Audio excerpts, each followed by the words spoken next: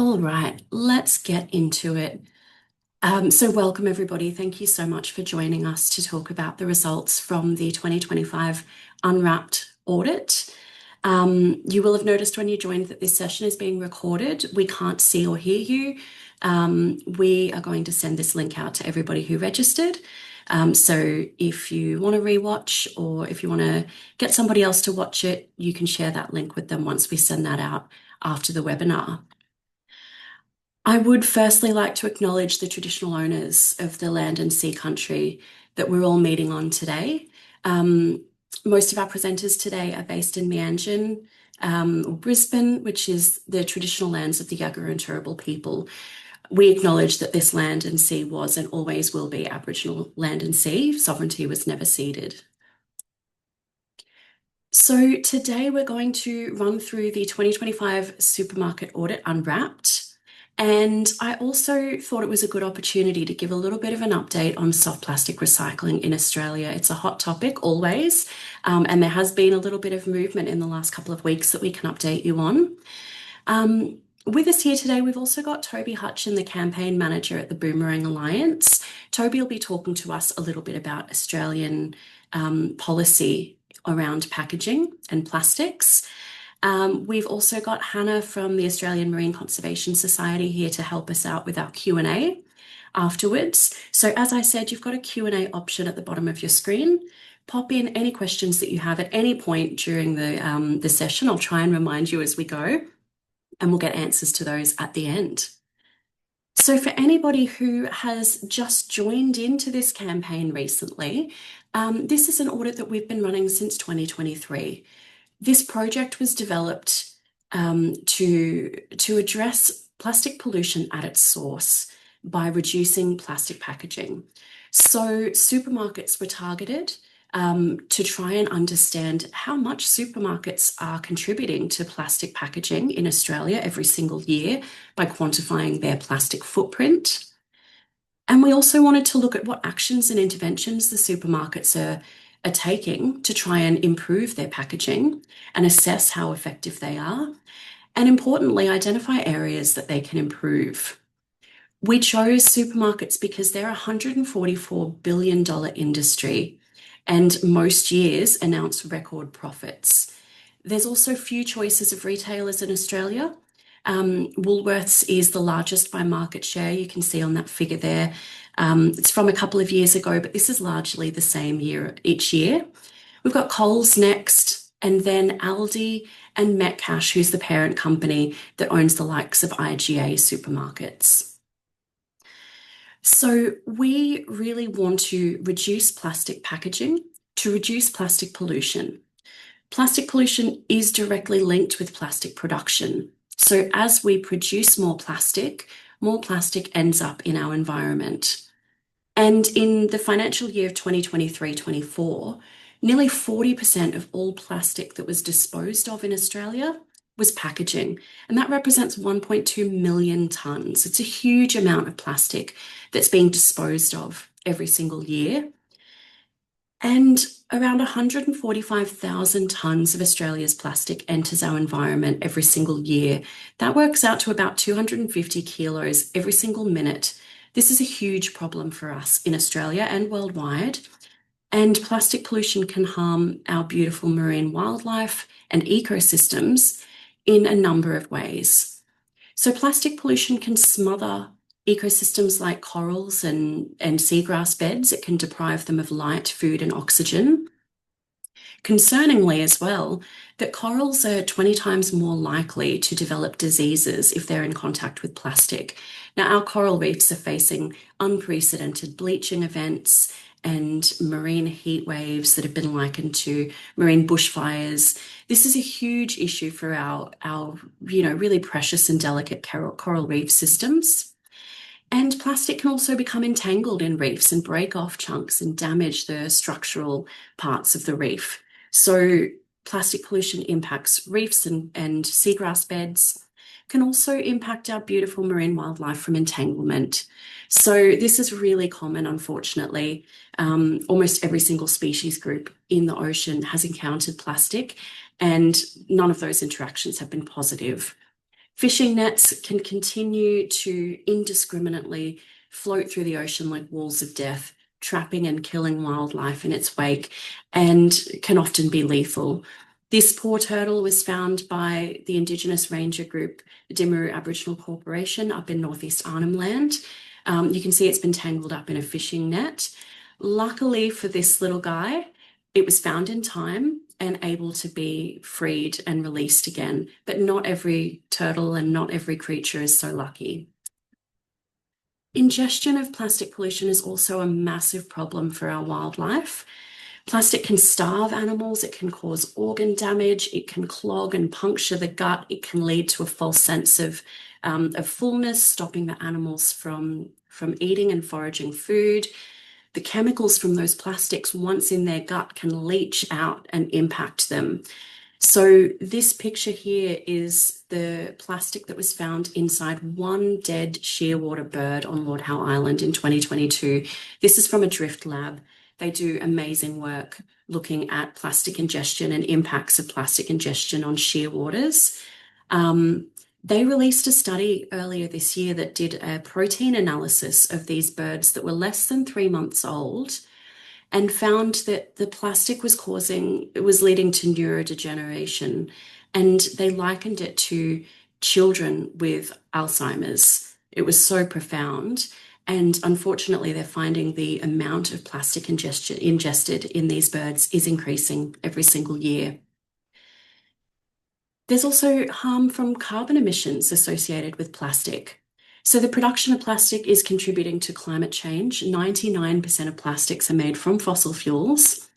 And while recycling plastics can lead to slightly less emissions than virgin plastics, reducing plastic is the best way that we can reduce the associated emissions. There's a lot going into this plastic, whether that be production or transport to fill packaging, transport to dispose of plastics. This is an area that we really need to make sure that doesn't become a problem by reducing the amount of plastic that we use. So taking us back to the supermarket audit, we've been doing this for 3 years now. We released our 2025 report just a couple of weeks ago. And again, we found that none of the supermarkets were able to demonstrate any overall plastic reductions. So this is really, really concerning in the 3rd year of this study. Woolworths came out on top with a score of 38%, the same score that they had in 2024.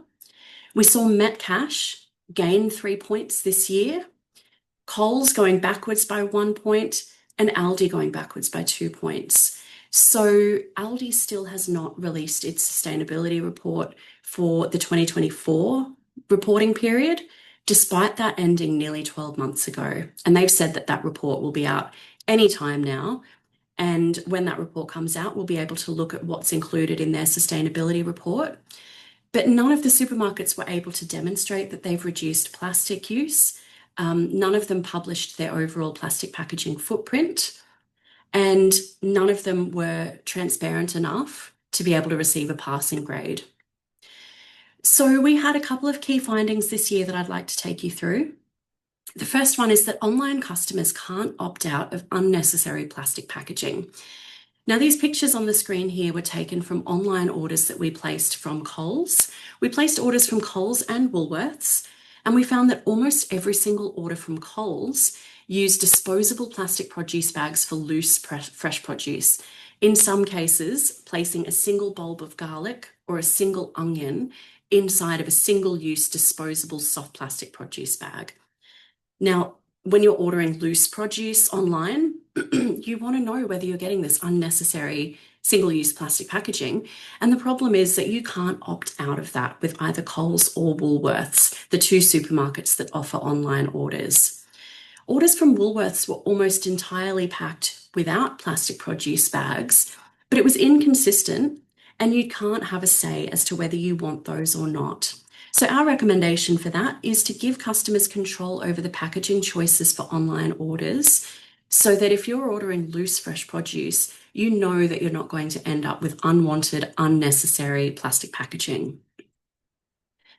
Our second key finding was that some items are only available wrapped in single-use plastic.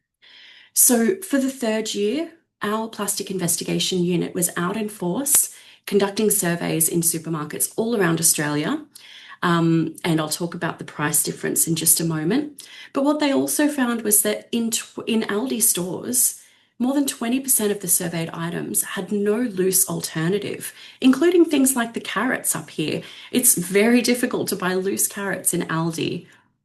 Woolworths had 12% of items that were surveyed that weren't available loose, and for Coles, that was 4%. But produce like Woolworths' Odd Bunch and Coles' I'm Perfect range and organic produce in supermarkets is almost exclusively sold in plastic packaging. And a lot of customers have shared their frustrations at wanting to save this food from going to waste, but then having to take home this unnecessary plastic packaging. So our recommendation is for them to phase out unnecessary single-use packaging and expand reusable options. And we'll talk a little bit more about reuse in supermarkets in a moment. Our third key finding was that supermarkets are not transparent about plastic packaging. Again, none of the supermarkets publish data on how much plastic they use through their operations. And I've included some snips of their sustainability report on the screen to see the kind of language that they use. And how they talk about waste and recycling. So, for example, a key focus of Metcash's sustainability program is waste management, not reducing unnecessary plastic packaging, but managing that recycling. The next one down here, this is Woolworths, who have reduced the amount of virgin plastic that they're using on their own brand products by 20,000 tonnes since 2018. Now, this is a really great achievement for Woolworths. Our concern with this, though, is that it doesn't actually tell us whether they're using less or more plastic packaging compared to 2018. If they're increasing their use of plastic, whether that be recycled plastic or virgin plastic, then it's not going to have a meaningful reduction of plastic pollution. This is a snippet from Aldi's website talking about circular economy for materials. And they say that they can directly influence the design of their products. But again, nothing about reducing unnecessary packaging, more about recycling and recycled content. And Coles down here is talking about diverting 88% of their solid waste from landfill and removing 600 million pieces of conventional plastic from their own brand packaging. But again, this doesn't tell us whether packaging use elsewhere has increased. So we're recommending to the supermarkets to set overall plastic reduction targets and to publicly report on annual plastic packaging footprints. That is all of the plastic that they use every single year through their operations. Our fourth key finding is that in 2025, it is still costing customers more to avoid plastic packaging on fruit and vegetables. This is the third year in a row that we've found this, and the results haven't really improved. They've been sitting around that 73% mark since we started doing this in 2023. So our plastic investigation unit, like I said, was out there investigating the packaging and the prices on the fresh produce in their supermarkets all around Australia. And we're urging the supermarkets to stop charging more for loose produce and to expand packaged-free lines. So the likes of those Odd Bunch or organic produce, figuring out a way to sell those to customers without unnecessary disposable plastic packaging. And finally, supermarkets aren't transitioning to reusable and refillable packaging.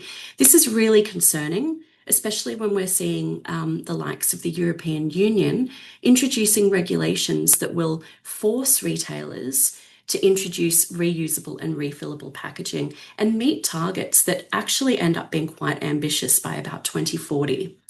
So here in Australia, none of the supermarkets have a policy or a plan to increase the amount of reusable and refillable packaging. So we're urging them to develop an evidence-based reuse and refill strategy. So up in the top corner here, this is a picture from Aldi in UK, where customers in store can take their own containers and fill it with a few lines of breakfast cereals. They weigh their container, they fill it up with whatever product they'd like, weigh it again, and pay for that difference, which is the product that they're using. This one here is in the UK as well, and this is with a company called Loop. So this packaging is owned by Tesco. It's filled up and put on the shelf. Customers can buy it in that packet. They may pay a small deposit on that, just like we do with our drink containers here in Australia. They take it home, they use it, or they pop it into their own containers, and then they can take it back to the store for a full refund on that deposit, where that gets washed and refilled, and it can be used over and over and over again. Down the bottom here, this is from another supermarket in the UK, Ocado. This is laundry detergent and fabric softener. They also sell rice and pasta in containers like this.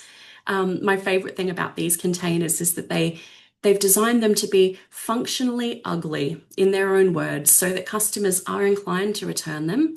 They haven't put a deposit on these containers, but the trial found really high rates of return. And these can be washed and refilled over and over again.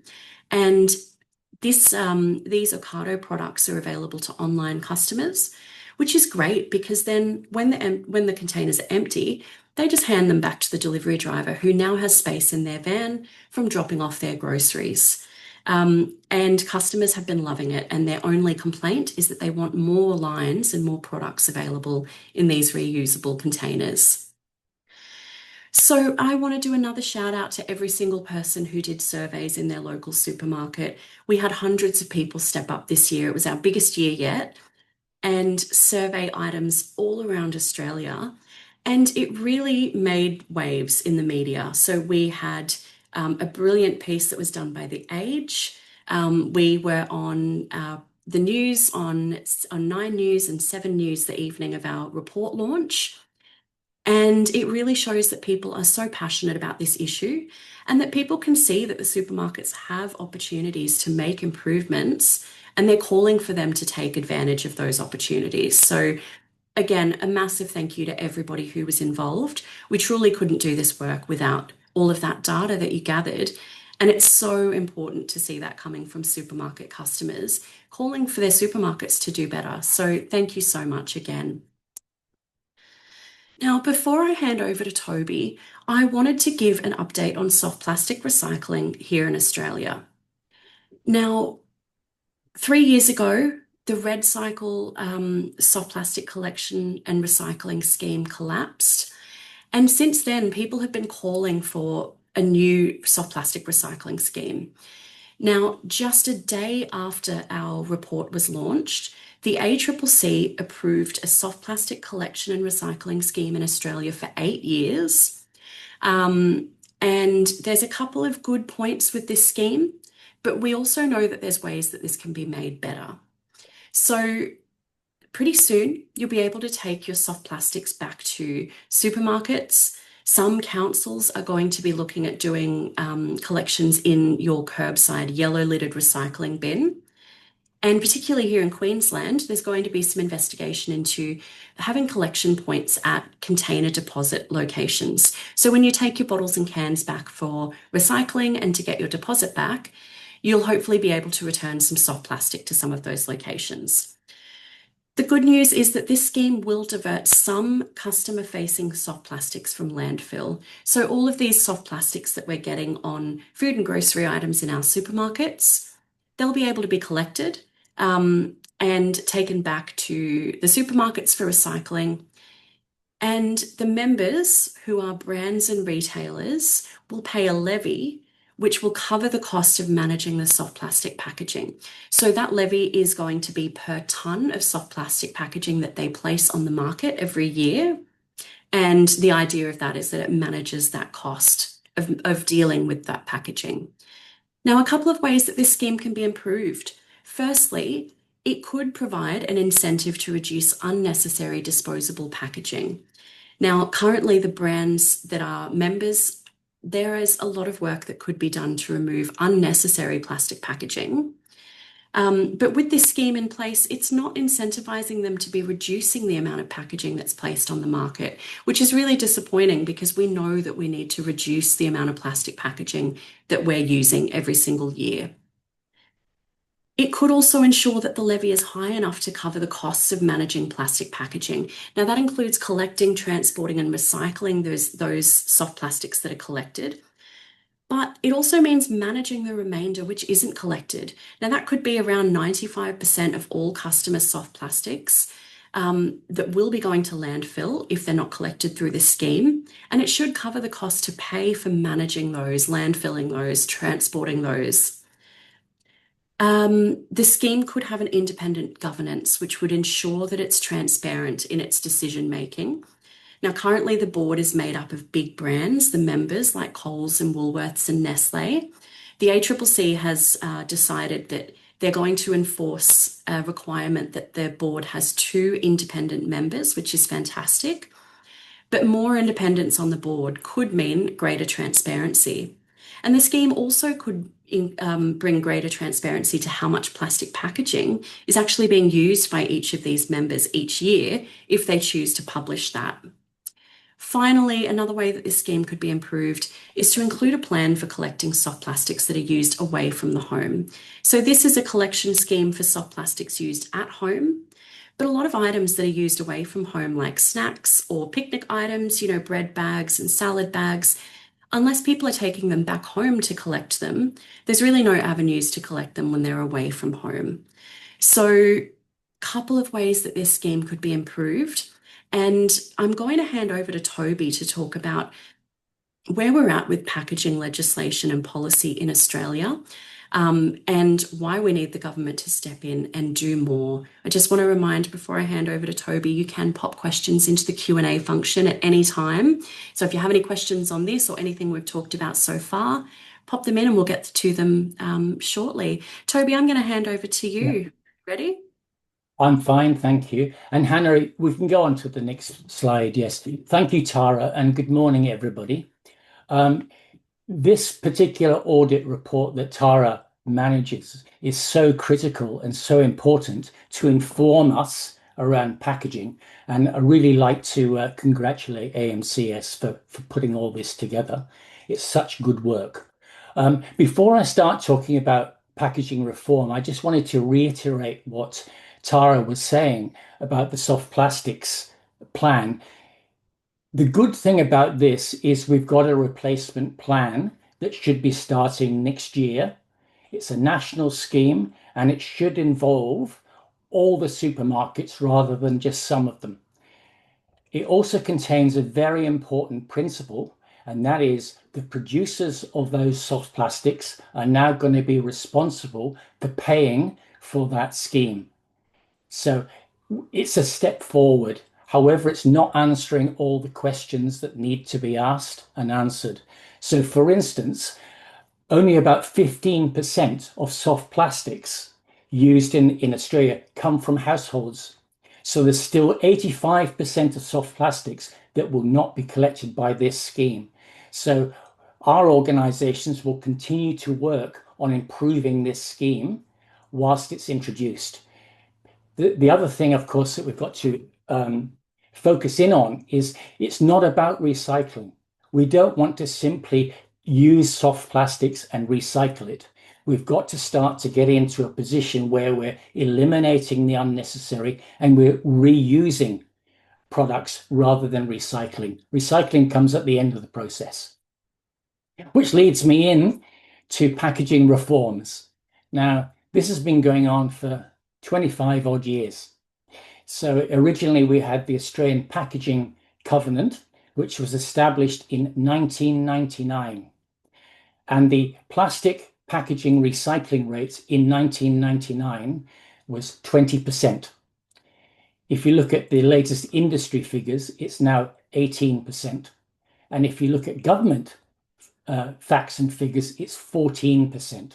So we've actually gone backwards over the last 26 years when we've had a voluntary scheme. And that's why the government 2 years ago entered a consultation process and asked the community and business how to solve the packaging problem. And 80% of those who responded said government intervention in packaging. 65% said we want to have what's called an extended producer responsibility scheme plus plastic phase outs to reform packaging. Unfortunately, we're still waiting. That report came out in March of this year and we're still waiting for the government to act. What we are anticipating, however, is that the government will start to act next year. Certainly, industry wants it, and certainly our organizations want it. So in 2026, we are anticipating having some form of plastic reform. And we believe that has to be extended producer responsibility for packaging, which means that the producer of the packaging is responsible for paying and managing the costs of that packaging all the way through its life cycle. That means they will pay for that packaging to be collected, recovered, and then returned to manufacture. So this is the basis of a circular economy that everyone talks about. When people talk about the circular economy, there's two really key parts to it. One is the elimination of waste and pollution. And the second one is about practices. And it says you should manage a product through the economy according to its highest resource value. That means a producer needs to look at, do I actually need to produce this product? Can I reduce or eliminate some of the problematic parts of it? Can I reuse it? Can I repair it? Or can I recycle it? The important thing is I'm managing that product so that none of it gets wasted in the end. And that's really what we've got to do. So we believe that packaging reform for Australia should be based upon an EPR scheme where the producer pays, and that will change everything. Because if the producer has to pay to collect or to recover the product, the first thing they start to do is how can we make that product better so we can reduce our costs? So that's the key thing that we're now aiming for as we go forward. I'll go on to a little bit about reuse now, because the great thing that's just happened in New South Wales is that the government's released their plastics plan. Now, that's got a whole heap of innovations around reducing single-use plastics, but it also contains three very, very important things about reuse. And it's reuse predominantly in the public place. So reuse in these terms is really the real focus and the real opportunities that we have for reuse is in the public place and at supermarkets. Those are the two sectors that really need to be moving forward on all these things. So in terms of public place, the New South Wales Plastics Plan has got three notions. One is that they're going to trial reusable cups and containers, hopefully, in public places such as stadiums, offices, festivals, all those public places where you should be able to go and see a game of football or cricket or a concert and get a reusable cup rather than the single-use plastic one that you throw away. So that's the first thing. The second thing is they're going to ask all cafes to accept reusable coffee cups. That's a start, but what we really need to have is all cafes providing their customers with reusable coffee cups. So, but it's still a good step forward.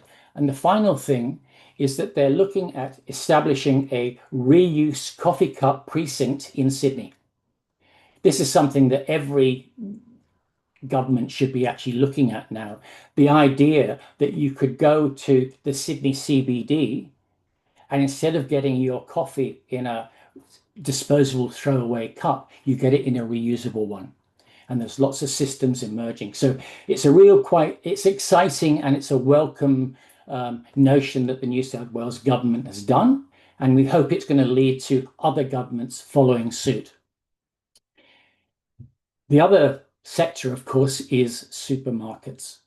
They've got such an important role and an opportunity to switch. So Tara's talked a lot about, for instance, plastic bags and produce bags. There is no reason why we can't have some simple packaging reform regulation that says that if you're a supermarket and you're providing shopping bags to your consumers, that they are genuinely reusable. There is only one state in this country that says that has a standard for a reusable shopping bag, and that's Queensland. Everyone should have it. And when we go and pick up our fruit and vegetables and we see those produce bags, single use, why? It's a simple switch to use reusable string bags or whatever, and have the supermarkets provide them. So that's our number one quick issue that would solve this problem. The second one is on delivery. We've just done a great big investigation in Europe and over there. Now, in Europe, many of the supermarkets, their distribution centers send them their produce in returnable crates to avoid plastic and cardboard. Similarly, why aren't we doing that here? In terms of delivery, as Tara has mentioned about the amount of plastics that's going to their customers, why can't they be in returnable crates without plastic bags? Two really, really easy things for the supermarkets to now switch to. And the final thing is in store. You know, I still don't understand why I can't go to the deli in my local supermarket and get my groceries from the deli in a returnable container that I just bring it back each week. The supermarket wash it and give me a replacement. Why I can't have a refill aisle in the supermarket, etc., etc. So these are three things that we think are immediate things the supermarkets could implement. But at the end of the day, they're not going to do it until the Commonwealth government step in and have packaging reforms that say you are now responsible for your packaging. And that means you need to eliminate and reduce where you can, reuse where you can, and then recycle where you can. And until that happens, unfortunately, this sort of work that Tara and her team are doing will just repeat itself. Because the thing that I have always noted about this is that responsible industries will always do what is required of them by law. But if there's no requirement under that law, they'll just decide what they're going to do and what they're not going to do. Back to you, Tara. Thanks so much, Toby. That's great to hear an update about what's happening in Australia, what's not happening. And it's a great segue to lead us into what's next. What's next for all of us on this call? There's a couple of really key actions that we can all take. Now, as we found, it's really difficult for customers to avoid plastic packaging.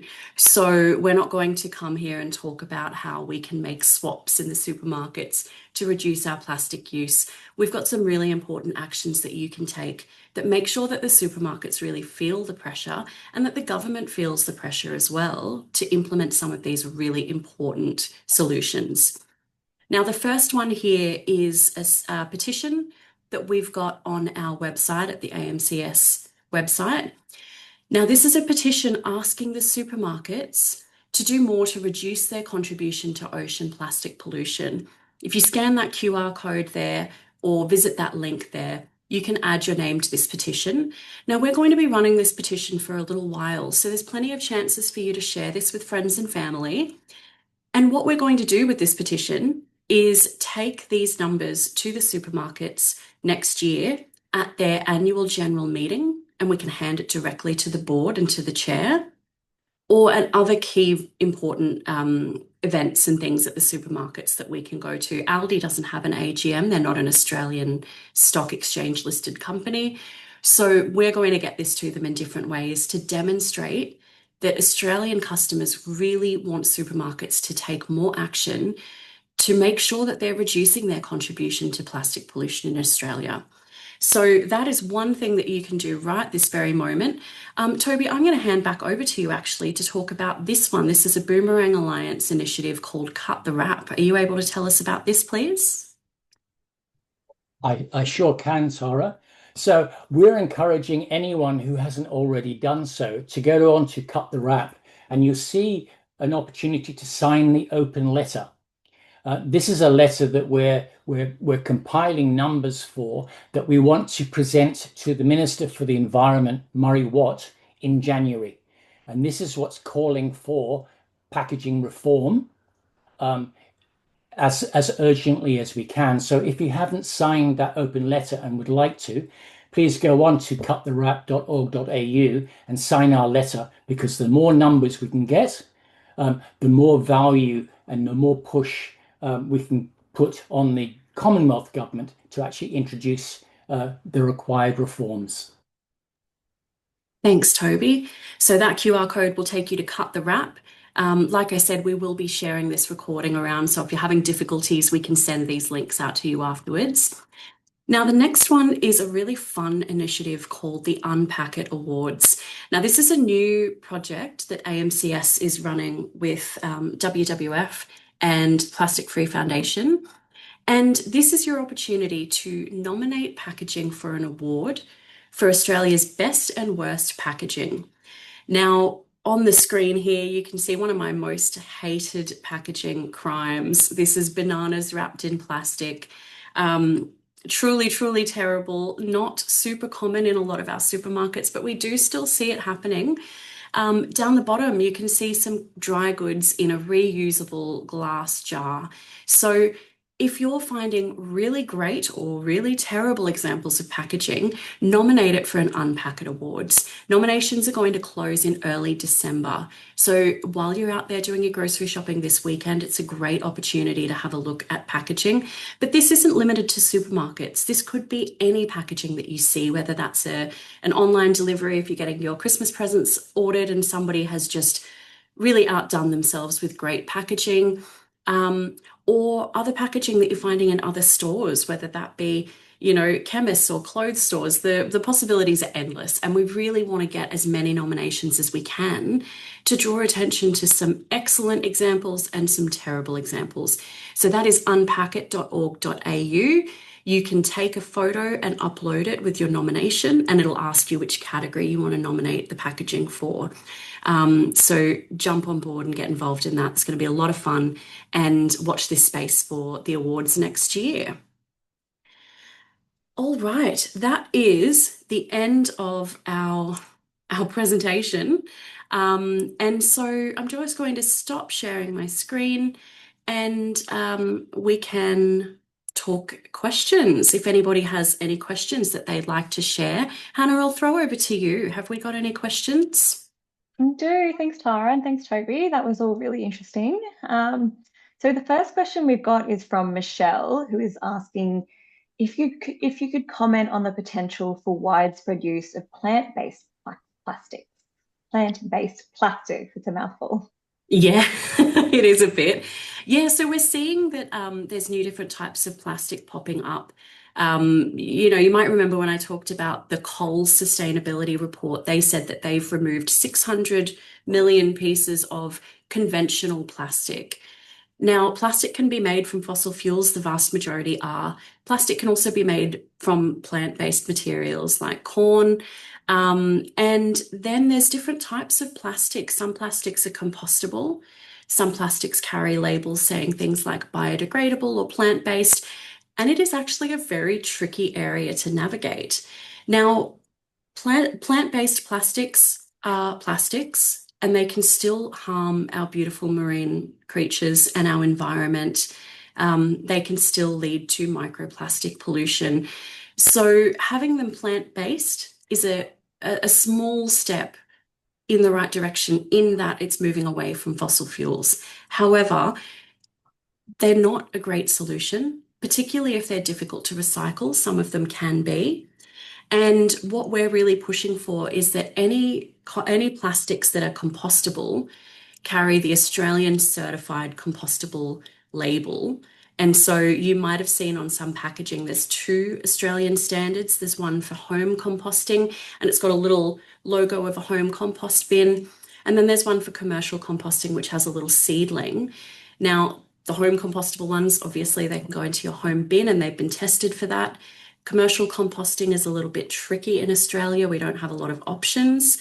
And if you see any labels that say things like compostable without those standards, be very dubious about that, because people are always coming up with new options, and some of it is not any better than our conventional fossil fuel plastics. Yeah. Can I quickly add something there, Tara? Yeah, Yeah, of course. you're absolutely correct. I think that the real key is if we're going to produce something, is it going to get recovered? And I think the main problem for plant-based plastics is that there is no proper collection for them at this point. And if you put them in your FOGO bin in most states, it won't be accepted. They don't accept packaging. So it's very problematic. So whilst it's a good thing because it's removing fossil fuels from the equation, if it's not able to be collected and composted, it's virtually a waste of time. Thanks, Toby. Yeah, absolutely. Any other Thanks, questions, Toby. Hannah? Thanks, Tara. Yes, we do. You did touch on recycling there. Julie's got a question about soft plastic recycling, asking, isn't one of the issues that it isn't recycling as such, but downcycling? So making things like fence posts and park benches, not food packaging. So people think that it's okay to get soft plastics because they're going to be recycled, but ultimately it's just better to avoid. Yeah, absolutely. And yeah, you see these, we use the word downcycling for that when it's going into a lower value product or, we saw a lot of park benches and furniture when Red Cycle first started. Um, and really, for a circular economy, like Toby said earlier, we need to keep things at the highest value possible. Now, it's technically feasible to turn packaging, like food packaging, soft plastic packaging, back into packaging, but it is incredibly expensive. It is incredibly energy intensive, and it's really difficult to achieve on the scale that we have, the amount of soft plastics. So, at the moment in Australia, with this soft plastic scheme that I talked about, they are using the soft plastics to make things like road bases, furniture, home compost caddies. They've also managed to turn them into garbage bags. So you can take that soft plastic food grade packaging, turn it into a garbage bag, and just send it straight onto landfill. It's a minor improvement because we're not using virgin fossil fuels to go straight to landfill, but it's not a circular process, which is what we really need to see. And this is one of the main reasons that we're calling for a reduction in plastic packaging, because if we can't manage to collect it all and turn it right back into packaging, it's not doing what we need it to be. And it's also incredibly energy intensive. One of the main reasons that reusable packaging is really where we need the supermarkets to be going. So we want to be keeping a close eye on how the soft plastic scheme is being marketed when it does get up and running, to make sure that they're really clear about what they're using this collected plastic packaging for, where it's going. Customers deserve to know that. That's exactly right, Tara. I think as a consumer, we can make some choices that will help by seeking to eliminate our purchasing of soft plastics in the first place. But that's why it's also important for this scheme not to see itself as a recycling scheme, but as a recovery scheme where they are looking at reducing soft plastics at the beginning, but also looking at reuse and repair rather than simply recycling. Thank you both. That makes a lot of sense. We've got one more good question from Michelle here. So they're asking, is there potential for consumers to take their own clean, standard size containers to supermarkets for them to then sanitize and refill? Oh, that's a question for Toby, I think. Oh, is it? Okay, thank you. There's a danger with that, and I think public health standards make it that the cafe or the receiver of anything that's been washed by a customer or consumer, they have to challenge. They can accept it, it's up to them, but they are quite often going to be liable if there's any problems. So in reality, what you really need is a reusable container scheme in which you might be returning a used container, but it's actually going to be the cafe or the cup network or the supermarket that does the washing to make sure it is perfectly clean before it's reused by someone else. So I think that would be the right approach. So I quickly mentioned there about the deli and the reusable container. That wouldn't be a scheme where I, as a customer, brought back my clean container and asked the supermarket to refill it. I would expect to return my container and then get one that the supermarket has washed and can, you know, uh, reassure me that it is clean and reusable and safe to eat. Yeah, really good point. And we Yeah. also learnt something interesting through our audit process as well, because some customers at the major supermarkets can bring their own container. In South Australia, customers can take their own container to Coles delis and get some items filled from the deli. But the material of the container is also really critical. And this was a really interesting thing for us to find out, is that the deli can't accept glass or ceramic containers, which at first we thought was quite strange because a lot of people are trying to reduce their overall plastic use, and ceramic and glass seem like great options. They can be washed and sanitized really easily. But we found out that if a staff member at the deli accidentally broke it, say for example, they've, slipped gloves and they've dropped the container, Mm.